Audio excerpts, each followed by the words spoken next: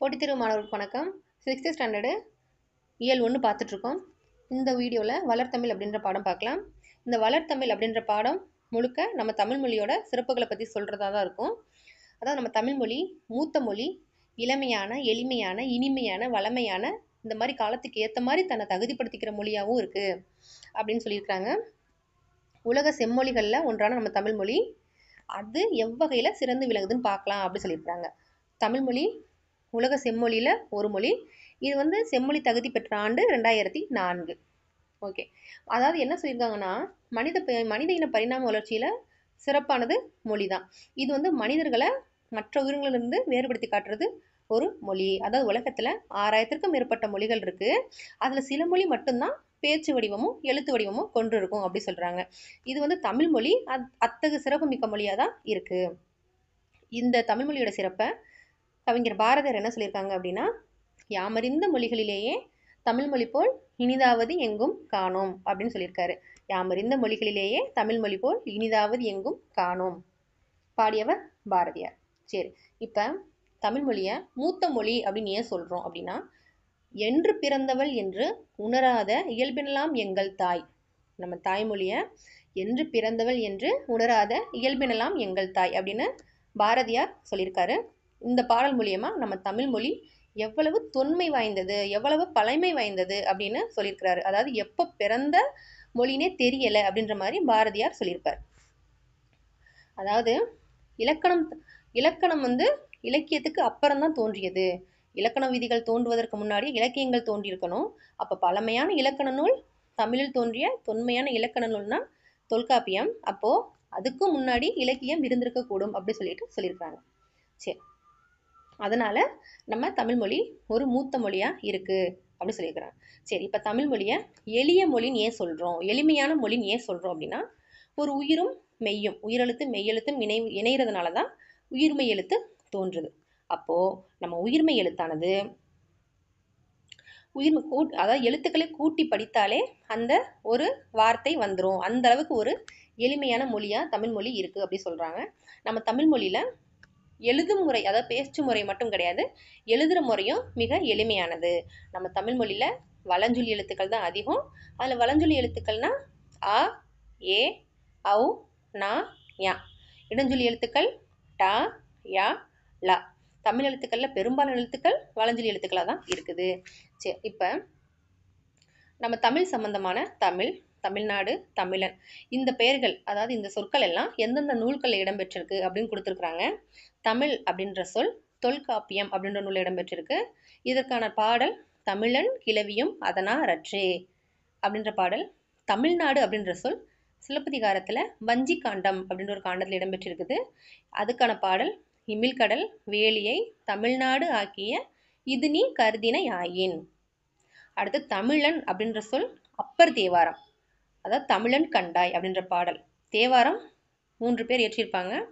First 3 தேவாரமும் Thirugnana Sambandar, 4, 5, 6 Appar Thirunavukkarasar, 7வது சுந்தரர். இதில் 2வது எழுதிய அப்பர் தேவாரத்தில் தான் தமிழன் கண்டாய் அப்படின்ற பாடல் இருக்குது.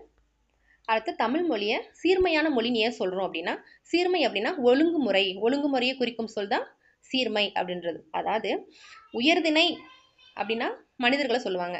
அப்போ உயர்திணைக்கு எதிர்ச்சொல் என்ன? தாழ்திணை தான். உயர்திணைக்கு எதிர்ச்சொல் தாழ்திணைன்னு சொல்லணும். ஆனால் அந்த மாதிரி கூட சொல்லாமல் நம்ம அஃறிணை அப்படின்னு யூஸ் பண்ணுறோம். அதாவது உயர்வு அல்லாத திணை, அல் குட்டல் திணை அப்படின்னு பயன்படுத்துகிறோம். பாகற்காய் கசப்பு சுவையுடையது தான், ஆனால் அதை கசப்பு காய்ன்னு சொல்லாமல் பாகு குட்டல் அல் குட்டல் காய், அதாவது இனிப்பு அல்லாத காய் அப்படின்னு சொல்கிறாங்க. இதனால தான் சீர்மை மிக்கது நம்ம மொழி, ஒழுங்குமுறை மிக்க மொழி அப்படின்னு சொல்லிட்டு சொல்கிறாங்க. அடுத்து வளமையான மொழி. அப்படி என்னென்ன வளமை நம்ம தமிழ் மொழியில் இருக்குது அப்படின்னா, தொல்காப்பியம், நன்னூல் இந்த மாதிரியான இலக்கண நூல்களும் இருக்குது. அதாவது 10 பாட்டு, 8 தொகை இந்த மாதிரி இலக்கியங்களும் இருக்குது. நாலடியார், திருக்குறள் போன்ற அறநூல்களும் இருக்குது.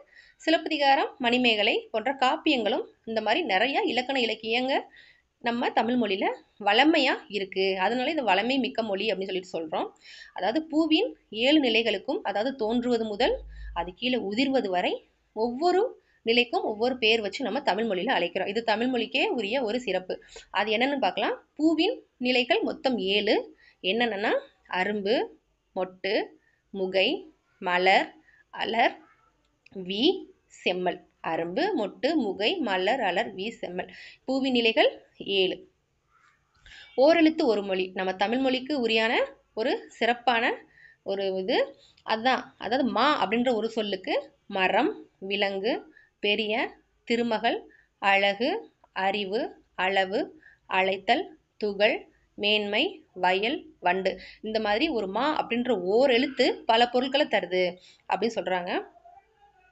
ஓகே, இப்போ தமிழ் மொழியை வளர் மொழி அப்படின்னு ஏன் சொல்றாங்க அப்படின்னா, தமிழுக்கு முத்தமிழ் அப்படின்ற ஒரு சிறப்பு பேரும் இருக்கு. முத்தமிழ்னா இயல், இசை, நாடகம் நம்மளுக்கு தெரியும். அப்ப அதுல இருக்கிற இயல் தமிழ் நம்மளோட எண்ணத்தை வெளிப்படுத்துது. இசை தமிழ், இசை அப்படின்னா நம்மளோட உள்ளத்தை மகிழ்விக்கும். அதுவே நாடகம்னா நம்மளோட உணர்வில் கலந்து நம்மளோட நிறை குறைகளை அது சுட்டி காட்டும் அப்படின்னு சொல்லியிருக்காங்க. ஓகே, இப்ப இலக்கிய வடிவங்களும் காலந்தோறும் பல வகையா தோன்றுது, புதுசு புதுசா உருவாகுது. அதுல கவிதை வடிவங்கள், உரைநடை வடிவங்கள்னு 2 வடிவங்கள் இருக்கு. அதாவது செய்யுள், கவிதை, புதுக்கவிதை, துளிப்பா. இது 4ம் கவிதை வடிவங்கள். கட்டுரை, புதினம், சிறுகதை இது 3 உரைநடை வடிவமா இருக்குது. ஓகே, இப்ப அறிவியல் தமிழ், கணினி தமிழ் இது தற்போது மேலும் மேலும் வளர்ந்து கொண்டே வருகிறது அப்படி சொல்லி கொடுத்துருக்காங்க. தமிழ் மொழியை புதுமையான மொழின்னு ஏன் சொல்றோம் அப்படின்னா, கலைச்சொற்கள், புதிய புதிய கலைச்சொற்கள் தமிழ் மொழியில நிறைய உருவாகுது. அதாவது இணையம், முகநூல், புலனம், குரல் தேடல், தேடுபொறி, செயலி, தொடுதிரை இந்த மாதிரி பல சொற்கள் உருவாகுது. அது மட்டும் இல்லாம செய்தித்தாள், வானொலி, தொலைக்காட்சி இந்த மாதிரி இதுலயும் நம்ம தமிழ் மொழி சிறந்து விளங்குது அப்படி சொல்லிட்டு சொல்றாங்க. இப்ப நம்ம தமிழ் மொழியை அறிவியல் தொழில்நுட்ப மொழி அப்படின்னு ஏன் சொல்றோம் அப்படின்னா, உலகத்துல எழுத்து வடிவம் பெறாத மொழிகள் பல இருக்கு. அப்படி இருக்கும்போது நம்ம தமிழ் மொழியை அறிவியல் தொழில்நுட்ப மொழியாகவும் நம்ம பயன்படுத்துறோம். அதாவது ஒரு மொழியை நம்ம கணினியில பயன்படுத்தணும் அப்படின்னா அது எதன் அடிப்படையில வடிவமைக்கப்பட வேணும் அப்படின்னா எண்களின் அடிப்படையில் வடிவமைக்கப்படணும் அப்படின்னு சொல்லியிருக்கிறாங்க. இதைத்தான் தொல்காப்பியமும் நன்னூலும் சொல்லுது. இது நம்ம படிக்கிறதுக்காக எழுதப்பட்டவை அப்படி சொல்லியிருக்கிறாங்க. சரி, இப்ப தமிழ் எண்களை அறிவோம். 1 இருந்து 10 வரைக்கும் இருக்கிற தமிழ் எண்கள் கொடுத்துருக்குறாங்க. இது என்ன சொல்லுவாங்க அப்படின்னா, கடுகு, உளுந்து, இணைத்து சமைத்து ருசித்து சாப்பிடு என்று அம்மா கூப்பிட்டாள் அப்படி சொல்லி ஷார்ட்கட் வச்சு நம்ம ஞாபகம் வச்சிருப்போம். அடுத்தது 2000 ஆண்டுகளாக வழக்கில் இருக்கும் சில தமிழ் சொற்கள். 2000 வருஷத்துக்கு முன்னாடியே ஒரு சில தமிழ் சொற்கள் இருந்திருக்கு. அதை இன்றளவுக்கும் நம்ம அதை மாத்தாம பயன்படுத்துறோம். அது என்னென்ன சொல் அப்படின்னு பார்க்கலாம். இப்ப வேளாண்மை அப்படின்ற சொல் கலித்தொகை மற்றும் திருக்குறள் அப்படின்ற நூல்ல இடம்பெற்றிருக்கு. உழவர் அப்படின்ற சொல் நற்றிணை. பாம்பு, முதலை, மீன், செய் இந்த 4 சொற்களும் குறுந்தொகை அப்படின்ற நூல்ல இடம்பெற்றிருக்கு. வெள்ளம் 10 கோடை, மருந்து இது 2ம் அகநானூறு, மருந்து திருக்குறளையும் இடம்பெற்றிருக்குது. சரி, உலகம் தொல்காப்பியம், திருமுருகாற்றுப்படை. ஊர் அப்படின்ற சொல் தொல்காப்பியம்.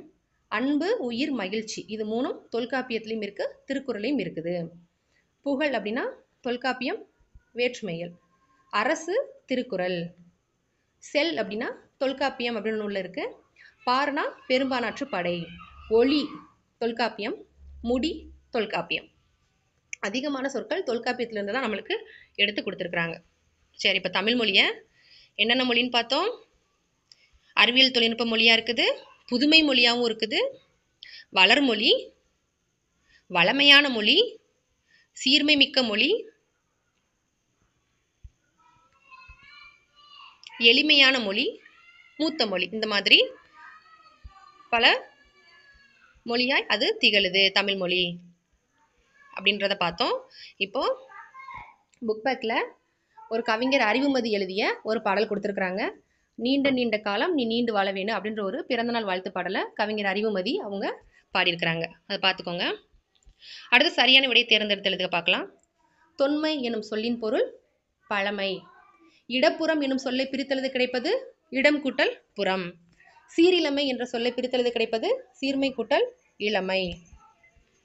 சிலம்பு கூட்டல் அதிகாரம் சேர்க்க சிலப்பதிகாரம். கணினி கூட்டல் தமிழ் கணினி தமிழ். தமிழ் மொழி போல் இனிதாவது எங்கும் காணோம் என்று பாடியவர் பாரதியார். மா எனும் சொல்லின் பொருள் விலங்கு. சரி, கோடிட்டிடம் பார்க்கலாம். நாம் சிந்திக்கவும் சிந்தித்ததை வெளிப்படுத்த உதவுவது இயல் தமிழ். எண்ணத்தை வெளிப்படுத்துவது தான் இயல் தமிழ். உள்ளத்தை மகிழ்விப்பது இசைத்தமிழ். உணர்வை வெளிப்படுத்துவது நாடகத் தமிழ். சரி, தமிழில் நமக்கு கிடைத்துள்ள மிக பழமையான இலக்கண நூல் தொல்காப்பியம். ஒரு மொழியை கணினியில் பயன்படுத்த வேண்டும் எனில் அது எண்களின் அடிப்படையில் தான் வடிவமைக்கப்பட வேண்டும் அப்படின்னு கொடுத்துருக்குறாங்க. சரி, இப்போ 6th ஸ்டாண்டர்டில் இயல் 1ல் இருக்கக்கூடிய வளர்தமிழ் அப்படின்ற பாடத்தை பார்த்தோம். அடுத்த பாடம் நெக்ஸ்ட் வீடியோவில் பார்க்கலாம். தேங்க்யூ.